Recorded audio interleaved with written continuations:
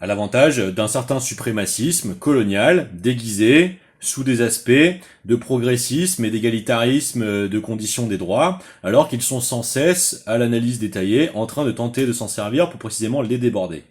Et là, on parle, par exemple, très précisément de la tentative de loi scélérate Yadan, de tentative d'incrimination ad hominem de n'importe qui, d'un antisémitisme fantasmé et surtout projectif, pour empêcher, neutraliser la capacité, en fait, de défense de la plus grande valeur d'observance de la structure du droit constitutionnel français telle qu'elle est, et pas telle que les siono-suprémacistes, en fait, tentent d'essayer de la pervertir et de la détourner pour faire de la France leur province coloniale privilégiée.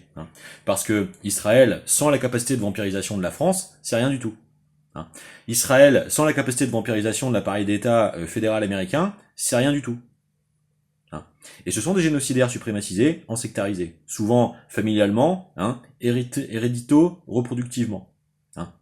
Et souvent ceux après maltraitance infantile, de mutilation sexuelle infantile rituelle. Donc il n'y a rien qui est permissible si le droit constitutionnel français s'appliquait à ce territoire. C'est pour vous illustrer parfaitement le niveau en fait de conflictualité, de choc des cultures qui est en œuvre. Et c'est pour ça qu'il faut pouvoir le dire. C'est-à-dire que si vous ne voulez pas que les richesses qui protègent vos conditions existentielles de l'expérience préalable de l'existence par nos aïeux légués dans le droit, eh bien il faut pouvoir d'abord le dire et continuer de le savoir. Donc, encore une fois, il n'y a pas d'anti-judaïsme automatique quand il y a un refus du siono-suprémacisme génocidaire colonialo-expansionniste, surtout lorsque il essaye de se servir de la terreur faite aux Palestiniens comme du showroom, de la tentative d'aliénation de nos conditions mondialement, parce que le but poursuivi, c'est celui d'une hégémonie mondiale, d'un techno-dominion techno-terroriste, néo-fasciste, cyber-augmenté.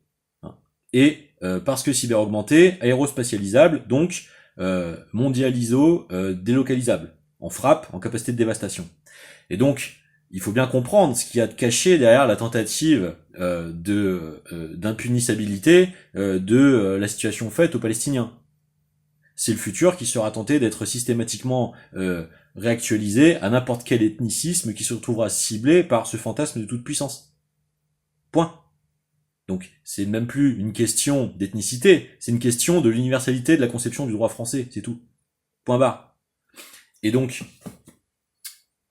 que cette systémique, c'est parce que je parle de France Inter, mais je pourrais parler de Pierre-Yves Rougeron aussi, quand j'aurai fini de relever le verbatim qu'il emploie, on va largement détricoter les tentatives de manipulation perverse qu'il met systématiquement en œuvre, et on les comparera au véritable historique des faits précis, et on démontrera que la parole de cette personne est bouffie de perfidie manipulatoire suprémaciste sous couverture, qu'il sert en réalité les intérêts de la pénétrativité du lobby israélien sous couverture de services d'État français, que ce mec est dangereux, que ce mec est fasciste, que ce mec est techno-totalitariste, que ce mec a tenté de servir des intérêts de déprédation des droits de citoyens français en ayant accès à certaines superstructures pour en dévoyer l'usage qu'il n'aurait jamais dû constitutionnellement être permis de faire. Et il est bien emmerdé parce que le problème c'est que je m'en suis rendu compte en temps et en heure, et moi j'ai deux proches qui y sont passés.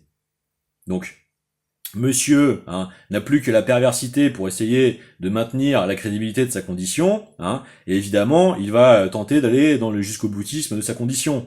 C'est pour ça que monsieur est déjà en train de se permettre des structures rhétoriques très précises, et des ciblages très précis de sa soi-disant légitimité de défaussage de tout son vieux fond de haine concupiscente névrotique. On l'a observé particulièrement dans ses tournures autour de la mort de Brigitte Bardot et la tentative de sa réinstrumentalisation de la figure symbolique, désirable, du sexe symbole et culturel Brigitte Bardot, à l'avantage de ces petites entreprises politiciennes là, et donc c'est là où on le voit très bien se permettre d'essayer, encore une fois, c'est une logique cadavériste et exploitationnelle, c'est le cadavre fumant de l'égérie fantasmatique sexuelle, très proche de l'extrême droite française, Brigitte Bardot qui est l'instrument privilégié des vautours, de la tentative d'incarnation du camp du bien,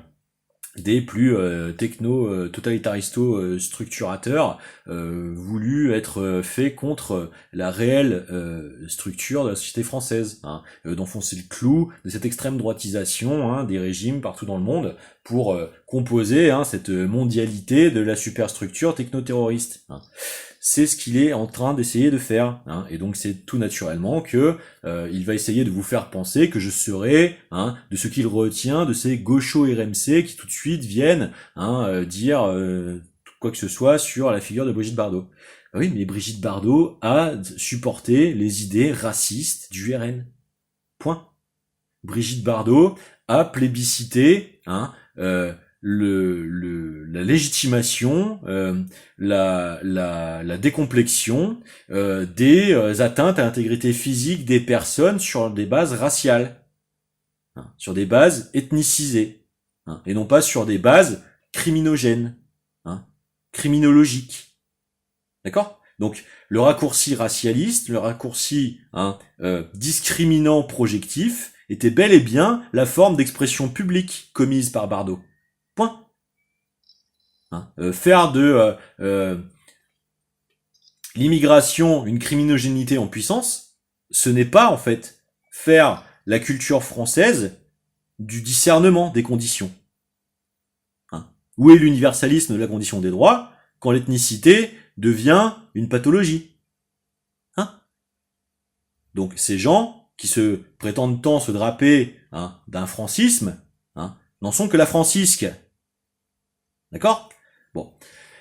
Et donc, que tous ces rapports de domination qui entraînent la perversité de la tentative de prise en otage de l'exposition publique faite à ma condition actuellement, et qui, du coup, impliquent les réponses que vous voyez actuellement, qui, du coup, elles, se superposent à ce que je voudrais préférer vous montrer des véritables autres aspects de ma personnalité réelle, et non pas celle qui est obligée de se défendre, hein, comme présentement, eh bien, on est obligé de leur rappeler la réalité. La réalité, c'est que oui, on a bien mis dans le mille, hein, dans mon parcours de vie et les gens avec qui ça s'est fait, hein, avec qui je ne partage pas forcément automatiquement toutes les idées, toutes les perspectives. Je parle simplement des faits, de l'historique des faits. Oui, on a ressuscité des brevets technologiques qui ont été silenciés, hein, pendant plus de 150 ans, mais qui appartiennent bel et bien, hein, au droit public. Hein. On l'a fait, hein, à titre civil, hein, de démonstration et de redotation, hein, des véritables, hein, options, hein, d'encapacitement des projets d'amélioration des conditions d'existence, hein, en les liant en fait comme pôle technique de développement aux avancées, hein, des luttes sociales. Hein. Et on a vu tout de suite que ça a activé instantanément, hein, le regain de cruauté et de violence de l'État israélien, hein, notamment au niveau des mammifères-transmetteurs de Nikola Tesla, hein, que le siono-suprémacisme essaie de faire passer comme la propriété exclusive du judaïsme, avec, hein, le développement de la croyance des figures de Joam et Boaz, hein, dans la mythographie maçonno, hein, israélo-inféodée, hein, qui est censé se faire passer pour la plurimillénarité originelle, authentique, hein, des dépositaires exclusifs de ces savoirs physiques. Hein. Il n'en est rien, il n'en est rien. Hein. Nous, on a tout le travail d'archives historiques qui démontre le contraire unilatéralement. Hein. Des origines égyptiennes, giséennes premières qui ont inspiré Nikola Tesla, hein, jusqu'à toute la réalité de l'intégralité de la production de Tesla, de ses pionniers, de ses descendants, de ses collaborateurs, hein, qui démontre, hein, à quel point tout ceci est une fausseté recréée avec la naissance de l'État israélien à partir de 48 et maximisée à partir de la fin des années 50. Vouloir imposer par le cybermartèlement dans la tête de tout le monde, hein, qu'il y aurait une spécificité de la culture judaïste, et particulièrement dans sa mouture israélienne, hein, parce que encore une fois, j'ai pas de problème avec les ordres spirituels plurimillénaires, hein, et leur transmission de savoir. J'ai un problème avec les fanatismes, avec les fondamentalismes sanguinaires, hein. Et ça, je mets toutes les dérives sectaires sur le même plan parce que c'est ce que la loi m'ordonne, hein. En plus que ce que la philosophie, hein, m'aboutit, hein, d'avoir à faire. Et donc, c'est faux. de faire croire aux gens que il y a la survention dans l'histoire de l'humanité de la maîtrise de ces technologies et la promesse des avenirs radieux à usage exclusif de leur structuration par cela, qui est la seule historicité de la chose. C'est une construction mensongère et manipulatoire de toutes parts, hein, du sol au plafond, hein, et c'est ce qui gêne dans nos trajectoires personnelles. Hein. C'est pour ça que ce sort tente de nous être fait. Interception professionnelle, tentative d'esselage unilatéral, dysfonctionnalité de tous nos rapports institutionnels, tentative de procédure bâillon pétrie de vices de forme à tous les étages, tentative de superposition systématique de nos moindres faits et gestes publics par toutes ces systémiques d'interceptivisme, de régurgitation perverticisée, diffamatoire, déformatrice, manipulatoire, et c'est pour ça qu'il y a l'existence de cette chaîne. Voilà. C'est d'ailleurs pour ça qu'elle se titre dans le taureau d'airain. Parce que ça faisait longtemps en fait que ça avait été tenté de me faire pour des motifs de rivalité qui appartiennent à des épisodes d'immaturité, de début de carrière, dont j'étais la cible et pas l'initiateur, hein, je précise quand même au passage. C'était désagréable, mais j'avais les ressources de pouvoir prendre sur moi et offrir le fait de pouvoir laisser ces espaces à ceux qui avaient manifesté le fait d'avoir beaucoup plus ardent désir au point d'y commettre ce type de tentative de ségrégativité. Bon, je l'ai fait, mais ça a quand même essayé de venir me poursuivre, y compris dans mes métamorphoses empathiques. Hein. Donc là, on commence à avoir un vrai problème de totalitarisme.